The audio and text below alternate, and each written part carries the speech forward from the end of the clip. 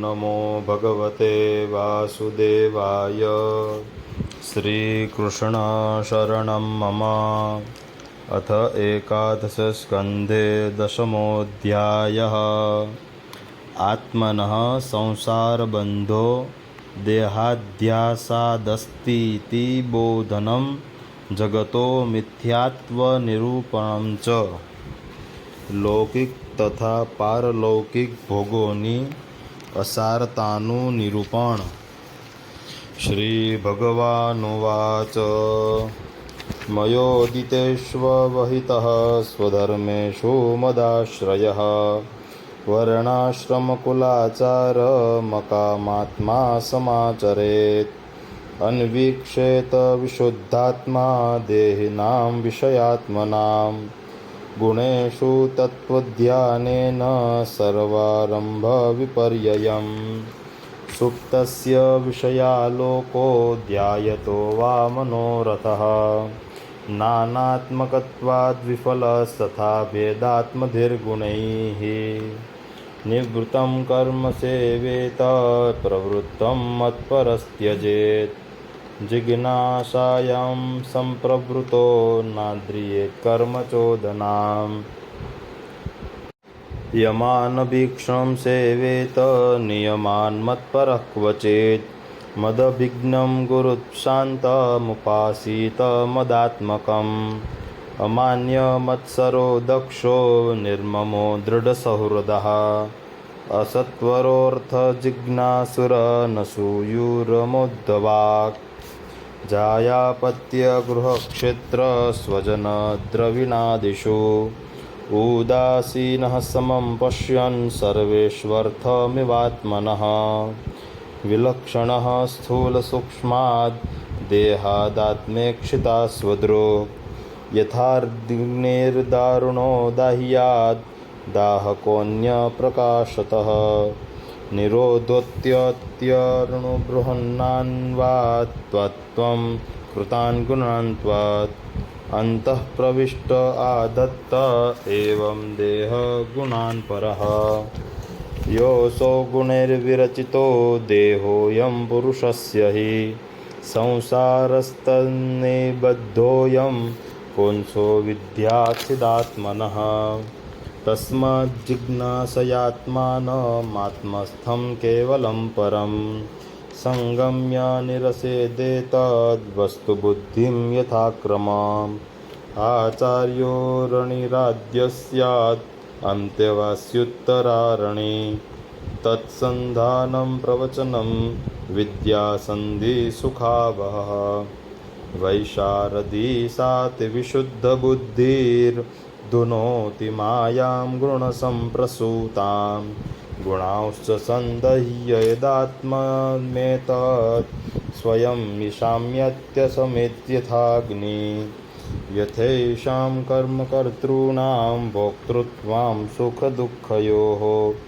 नानात्वमथ नित्यत्वं लोककालागमात्मनां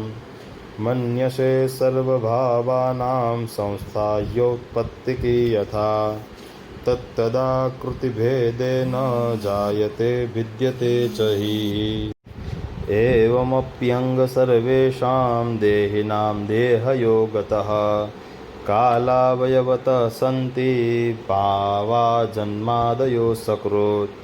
अत्रापि कर्मणां कर्तुं रस्त्वातन्त्र्यं च लक्ष्यते भोक्तुश्च दुःखसुखयोः कोऽन्यर्थो विवशं भजेत् न देहिनां सुखं किञ्चिद् विद्यते विदुषामपि तथा च दुःखं मूढानां वृथाः करणं परम् यदि प्राप्तिविधातं च जानन्ति सुखदुःखयोः तेऽप्यद्धा न विदुर्योगं मृत्युर्न प्रभवेद्यथा कोऽन्यर्थसुखयन्त्येनं कामो वा मृत्युरन्तिके आघातं नीयमानस्य वध्यस्येव न तुष्टिदः श्रुतं च दृष्टवद्दृष्टं स्पर्धासूयात्मयव्यधैः बह्व्यन्तराय कामत्वात् कृषिवच्चापि निष्फलम् अन्तरायैरवहितो यदि धर्मस्वनुष्ठितः तेनापि निर्जितं स्थानं यथा गच्छति तच्छृणु।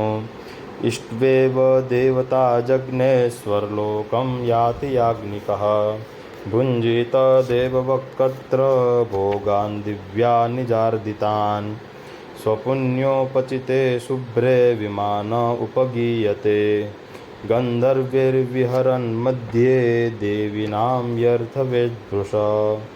स्त्रीभिः कामगयानेन किङ्कणीजालमालिना क्रीडन्न वेदात्मपातं सुराक्रीडेषु निर्वृतः तावत् प्रमोदते स्वर्गे यावत् पुण्यं समाप्यते क्षीणः पुण्यपतत्यर्वागनिच्छन् कालचालितः यदधर्मरतसङ्गादसतां भाजितेन्द्रियः कामात्मा कृपणो लुब्धः स्त्रेणो भूतविहिंसकः पशून् विधिना लभ्य प्रेतभूतगणान् यजन् नरकान् वशो जग्मुर्गत्वा पाद्युर्बणं तमः कर्माणि दुःखोदर्कानि कुर्वन् देहेन ते पुनः देहमा भजते तत्र किं सुखं मर्त्यधर्मिणः लोकानां लोकपालानां मद्भयं कल्पजीविनां ब्रह्मणोऽपि भयं मत्तो द्विपरार्धपरायुषः गुणासृजन्ति कर्माणि गुणो नुसृजते गुणान् जीवत्सु गुणसंयुक्तो भुङ्क्ते कर्मफलान्यसौ यावत् स्यात् गुणवैषम्यं तावन्नात्मत्वमात्मनः नानात्वमात्मनो यावत् पारतन्त्र्यं तदेव हि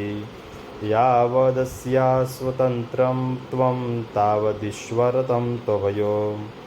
न एतत् सम्पासिव्रस्ते मुह्यन्ति सुदार्पिता काल आत्मागमो लोकस्वभाव्यो धर्म एव च इति मां बहुधा प्राहुर्गुणव्यतिकरे सति उद्भवः उवाच गुणेषु वर्तमानोऽपि देहजिह्वेन पावृतः गुणैर्न बध्यते देही बध्यते वा कथं प्रभो कथं वर्तेत विहरेत् कैर्वा ज्ञायेत लक्षणैः किं भुञ्जितोत विसृजेच्छ ईनासीत याति वा एतदच्युत मे ब्रूहि प्रश्नं प्रश्नविदाम्बरः नित्यमुक्तो नित्यबद्ध एक एवेति मे भ्रमः। जय जय श्रीमद्भागवते महापुराणे पारमहंस्यां संहितायाम् एकादशस्कन्धे भगवदुद्धवसंवादे दशमोऽध्यायः। श्रीकृष्णार्पणमस्तु।